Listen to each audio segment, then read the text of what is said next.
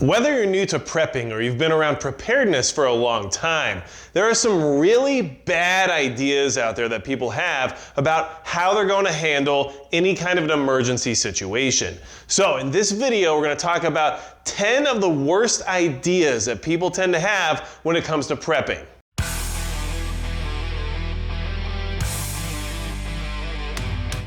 Hey everybody!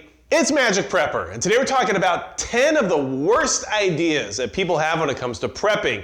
Whether or not it's how they're going to handle an emergency when that time comes, or what they're going to do during an SHTF event to survive. There's a lot of really bad ideas out there. And if you've ever had a bad idea about how you're going to be more prepared, then hit the subscribe button below, because we've all had them. But we need to at least understand and realize when they are a bad idea. So the first bad idea on this list, why this is the list of the worst ideas. You'll see how this starts. Number one is going to be, I'm going to hunt and fish for everything I need when it comes to sustenance during an SHTF event.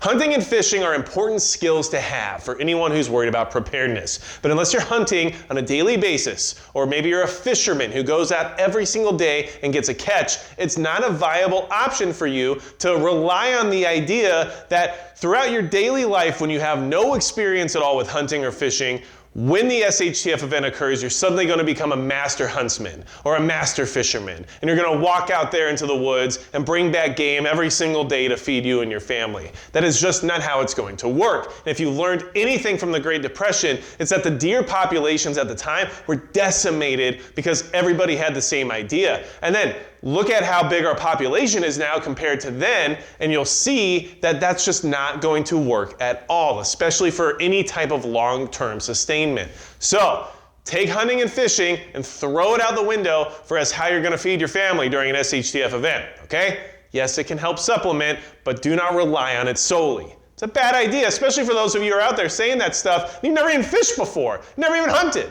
It's just not going to happen, okay? So moving on from there, number two, worst idea that people have when it comes to prepping is that they'll just go to the big box store. Now, this is something we talk about a lot on this channel, but you hear it so often that you have to continually repeat the whole concept so that people really absorb the idea as to why it's so bad, okay? I'll just go to Walmart, I'll just go to Costco, I'll just go to Sportsman's Warehouse, I'll go to Cabela's. No, you won't, okay? You won't do it. It's a bad way to prepare. And thinking about the idea that you'll just get all the stuff you need once that time comes, because just down the street from me, there's a Bass Pro Shops. It's not going to fly. You're going to be one of a million people doing the same exact thing. And in fact, you're going to find yourself in a much more dangerous situation than if you would have just sat at home and not had any of those supplies anyway. So get it out of your head. It's not a good idea. Never say it again. All right, so number three, and I am so guilty of this from time to time, but it is important for us to at least be self-aware enough to say, hey, Magic Prepper, you need to do a little bit better at this. And yes, you're correct, I sure do. But it's firearms prioritization. Making firearms a priority of prepping to the point where you have more invested in firearms and ammunition than anything else related to food, related to power, related to water. All those things go by the wayside because you're strapped. The safe is full. You got more ammo than the United States military. You're doing awesome in that department. But the likelihood of needing those things is much lower than the likelihood of needing to eat or needing to drink. And yes, we know that it's important to be able to defend yourself. And you know on this channel that I'm not going to chastise anybody for having a ton of guns. But what I'm trying to say is that make sure your priorities are straight. Make sure you don't have 12 different firearms that all cost $1,000 each, but only 2 weeks worth of food. That's bad prioritization. And also keep in mind that the people who are out there that say things like, well, I've got all the guns, so I'll just get whatever I need when that time comes. Well, there's a lot of people out there that have all the guns and all the stuff, and also don't think you're going to actually take from them what it is you think you're going to get. So keep that in mind. It's a bad idea to prioritize that over everything else. Have it, enjoy it as a hobby, be like me in that sense if you want. I don't mind. I love that stuff. But I will say that it's short-sighted to think that it's the only thing you need. Don't prioritize it above everything else. We'll talk a lot about it on this channel though, so don't worry about that. Okay, moving on to number four, and this is important, okay? I'm gonna bug out to the parks. Bugging out to the parks is a huge mistake. It's something everybody talks about and everybody else thinks is a good idea. Well, I'll just go to the national park. There's a lot of land there. There's a lot of game there. There's a lot of water sources there. There's plenty of space. I'll find a place. I'll set up shop. I'll pitch a tent. I'll be good to go. It's not going to work that way because every other person in the area thought the same thing. And at the same time, the resources aren't as vast as you think. So when everybody from your town shows up in the national park and brings all their town problems with them and then tries to eat every single living thing that's in the park, it's not going to last very long. And the peace that the park currently has will not be very peaceful for very long with all your city problems in the park suddenly. So do not plan to bug out to parks, okay? Your bug out location should be well thought out. Generally, it should be something that you own preferably if possible. Because let's be honest, having your own land and knowing exactly what's there and how to get there and how private it may be, considering it's not labeled on a map as a giant national forest, is going to be a lot more beneficial. Okay? Bug out locations need to be strategic, and if you don't have one specifically for yourself, maybe you should work with a group or a mag and try to put money together and purchase a small piece of land somewhere that you all can meet up at. Do not rely on parks. It's a bad idea, okay? Now, moving on from there, okay, we're at number 5. Yes, 5 is a good number. Lone wolf survival. Lone wolf is the way to go. Lone wolf prepping feels good in some ways, okay? There's nobody holding you back. There's nobody slowing you down. There's nobody telling you you have too many guns and not enough food.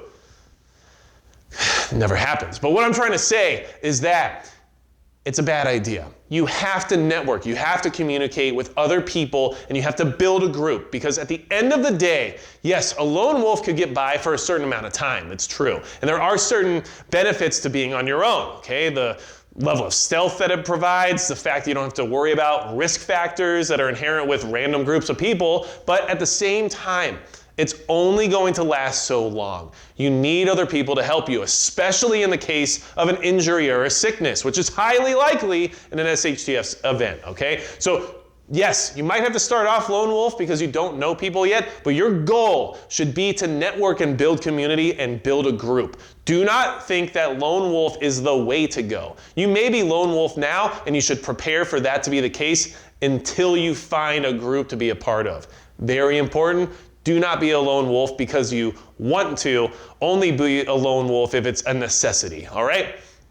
I don't want to say lone wolf anymore. Moving on from there, number 6 is going to be a gear to energy ratio. What does that mean? It means that you don't have enough energy to source or supply the gear that you have in the sense of what you're trying to do. What I mean by that is if you have camp stoves, okay, you have portable stoves that you're planning on powering through an SHTF event so that you can cook whatever you need to and have hot coffee in the kettle every single day like you definitely should, but you have 1 pound of propane set aside, that's not going to work out very well now, is it? So when it comes to your gear and your equipment, make sure you have the juice to keep it up and running long term during an SHTF event. So if you invest in tons and tons and tons of electronics, and everything you have is electronic in some form or another, and you're ready to rock, but you only have a car battery with a power inverter sitting around in order to power it all, that's not going to work out very well. Make sure your ratio to the amount of gear you expect to power is equal to, or at least even less than,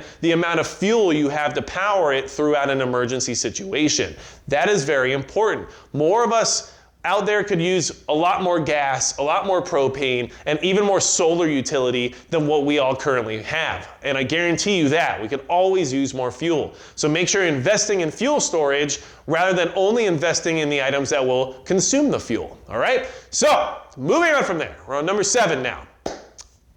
Relying on other skill sets. Relying too heavily on other people's skills is a big mistake. Now, early on in prepping, it feels good to mention these things, and it feels good to say these things. Hey, my buddy's a doctor, and he's in the group. Hey, my buddy is an ex-Navy SEAL, and he's in the group. These are excellent people to have in your group, and they are huge assets, and they should definitely be in your group if you have them there. But you also have to anticipate the concept that they might not be there. They might not make it to the bug out location. They might not make it through the initial SHTF event. They might not survive as long as you do. There's a lot of different factors at play. So if you take all the medical advice and knowledge that is out there and stick it onto one single person and don't do any due diligence to try to learn some of your own, and that person suddenly isn't part of the equation, you're in a bad spot. So yes, having a doctor is a huge asset, but having zero medical knowledge because you're relying solely on that doctor to exist is a bad idea. And don't think just because you have a Navy SEAL in the group doesn't mean you don't have to worry about personal security at all. These are things you really need to consider, and a big mistake a lot of people make early on, because it's like, well, you know, my mom's a nurse and my brother's a cop and, you know, we got everything figured out, but that person doesn't have any medical training and doesn't have any self-defense training, doesn't really have any knowledge at all, is just relying on the fact that the people around them do. That's a bad recipe for disaster, bad idea. Don't rely on everyone else for all of those things just because they exist, all right? Moving on from there. Okay, this is number 8. Some people will be upset by this, and I like that. So leave it in the comments below if you're upset by this or if you're upset about anything I already said. But here's a good one for you, okay? 22 long rifle, it's good enough, all right? We're talking about ammunition here. Now, a lot of people will tell you the only rifle you need in SHTF is a 22 long rifle. It's the best survival weapon out there. You can protect yourself. You can drop a deer. I heard about a guy who dropped a moose with it. I heard about a guy who hunts polar bear with it, and it's the best thing you could possibly have because you can carry thousands and thousands of rounds of it, and you'll never be weighed down, and it'll always shoot, and it's the perfect example of a survival cartridge.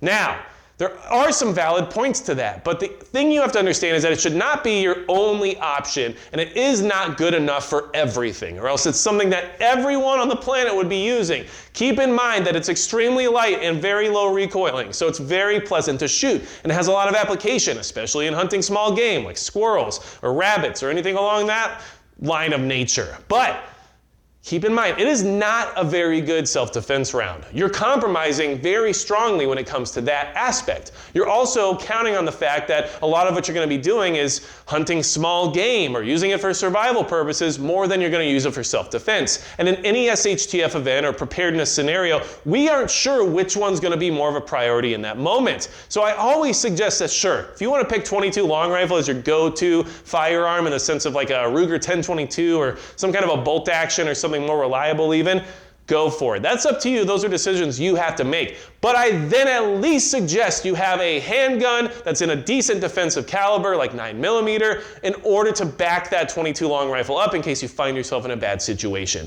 Because regardless of your rifle platform and regardless of how much of that ammo you can carry, it's also unreliable ammo in many ways. 22 long rifle has a lot of issues because of its size and the fact that it's rimfire, and there's a lot of things that go into it that don't make it good enough for every single thing. So don't fall into that lie that all you need is 22 long rifle, because it's just not the best advice. Is it a great thing to have, and should everyone have it? Of course.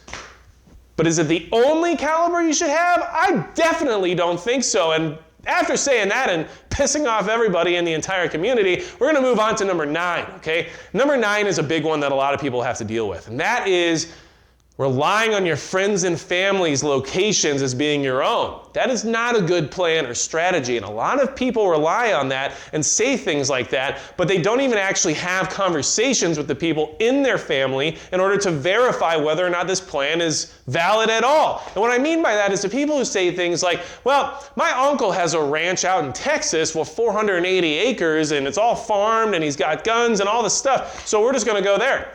Have you talked to your uncle? Do you know if that's even okay? Have you even figured out if there's a route to get there that's going to be safe for the time being during an SHTF scenario? These are all things that a lot of people need to consider. And it's a bad type of planning to just throw that stuff out there and expect family and friends to just accept you just because you showed up. Never a good idea. Unless you have an established contract in place, whether or not it's verbal or written, either way, if you don't have some kind of a valid situation put together between you and the person's property that you're speaking about, then you don't know if you're going to actually be able to be there. And that's something you should definitely hash out now. But you hear it a lot. Do not rely on your friends and family's things or property as being your own during an emergency event. It's just not a good idea. It's terrible prepping. Don't think of anything in that sense. You have to do what you can on your own, and then unless you have some kind of a verbal confirmation that this is going to be okay during that type of a scenario, don't rely on it, okay? I don't care how good of friends you are or how close you are as a family. The second people start showing up and trying to split up supplies of people who spent all the time and effort and money actually acquiring those supplies, things get a little bit different than they were before. So, bad idea, don't rely on it. And the last one on this list before we get way too far into this whole thing and make everybody mad, number 10, and this is a very common one and you hear it a lot. It's a terrible idea, do not do it. It's that I'll get in shape after SHTF.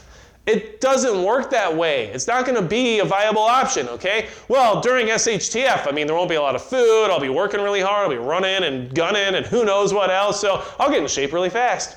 Yeah, that's exactly what I want to rely on when somebody else is trying to take me out. That is not a good mentality and it's not good prepping, okay? It's a bad idea. Saying things like that is a cop-out. Don't do it and don't plan on that, okay? You're not going to just magically get into shape after SHTF. You'll probably die from not being in shape because of some strange, obscure scenario that arises that you can't escape because of your current physical condition. So these are things to consider. Now, look, if you're not able to be in physical shape due to restrictions that are out of your control, that just is what it is. But I'm guarantee you those people aren't the ones going around saying things like, well, after SHTF, I'll just get up out of my wheelchair and start walking again. They know what they have to work around and they know what they're gonna have to do in the case of this ever happening. So this is not a conversation for the people in that situation. This conversation is for the people who could easily work better on being in shape and could try to be in better shape and just decide not to, and then use the excuse of, well, when this happens, I'll get into shape real quick because I'll be forced to. It just doesn't work that way. You need to do what you can now while you're able to, or else don't plan on sticking around very long during an emergency because things are gonna be really hard, really fast. And that's just what it's gonna be. So this is the list of 10 bad ideas you hear about prepping. They're really bad ideas. Don't do them.